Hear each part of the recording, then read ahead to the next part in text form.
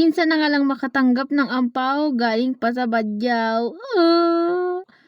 Tit! Nagutom kami ni mama kaya dumiretso kami sa 7-Eleven para maghanap ng manok kaso wala. Kaya naman pumunta kami sa Chowking kaso walang space for new incoming customers. Uy, ano yun? Kaya ang ending, bumagsak sa McDo again. In fairness, malaki talaga yung manok ha. After ko nga kumain, naganda-gandahan muna ako dito sa banyo. Kailan kaya ako go-glow up? Kasi napipiko na ako sa mukha kong to eh. Napadaan na rin kami ni mama dito. Sabi ko sa kanya, bibili nga pala ako ng sando, yung kinakapos na naman sa tela. Maggaganda-gandahan na naman kasi ako. So kaya kailangan ko mag-selfie ng nakaganyan. Ay, ang sakit ng tiyan ko. Ba't ako bumili nito? At dahil nga umuulan, sumakay na lang kami sa tricycle papunta dito. Oo, tama ka. Dito na naman kami pupunta. Eh, ano naman? Bakit ba pinapakilaman mo ko? Eh, dito ko nga gusto eh. May bibilhin lang talaga kami ni mama dito. Kaya dito kami napunta. Tapos ito, nakita ko nga to. Kailangan ko to. Hindi pa ako menopause. Kailangan ko yan. Ito si mama. Sabi ko, bibidyohan. Hinawakan naman. Tapos sabi ni mama, ito daw bilhin ko. Huy, wala naman akong anak ma. At ito na nga pala yung bibilhin namin. Yung kumot ng lamesa. Nalimutan ko yung tawag. Basta kumot ng lamesa. Yun na yun. Hindi yung pinapakilaman mo pa ako. Yung green nga pala yung pinili ko. Kasi I love green. Tapos sabi ko kay mama, matingnan mo yung suot natin. Ulit-ulit na lang.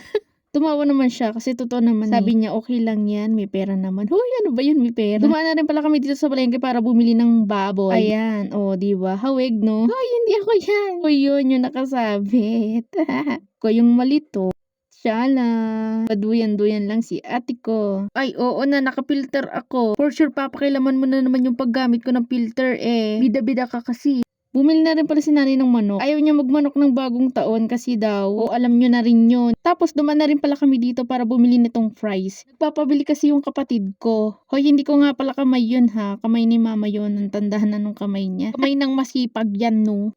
Fries para sa maldita kong kapatid. Tapos dumaan na rin siya dito para bumili ng luya at ng everything na gulay. Bumili na rin pala si mama ng tuyo. Sige lang ma, hindi naman kita papakilaman dyan. Tapos sabi ko nga kay mama, videohan niya ako na kumukuha nitong mga candy. At magpapanggap ako ng mabait na tao. Ipapamigay nga namin yan sa mga batang mamamas ko. Wala kasi akong budget kung pera yung ibibigay ko. Pero sana ma-appreciate ng mga batang pagbibigyan ko itong mga candy na to. Next time, hindi lang yan yung ipamimigay ko. Katapos namin mamili, sumakay na kaagad kami sa jeep kasi nga umuulan na. At feeling namin ta-traffic na naman. At walang bago doon. Tara, nandito na kami sa pagsanghan at nagganda-ganda na naman ang dalawa. Sabi ni mama, hindi daw maganda. Ma, wag mo kayo damay po, no? Maganda po ako. Kahit anong sabihin nila, maganda ako. Okay, hanggang dito na lang. Salamat sa panonood. Bukas ulit.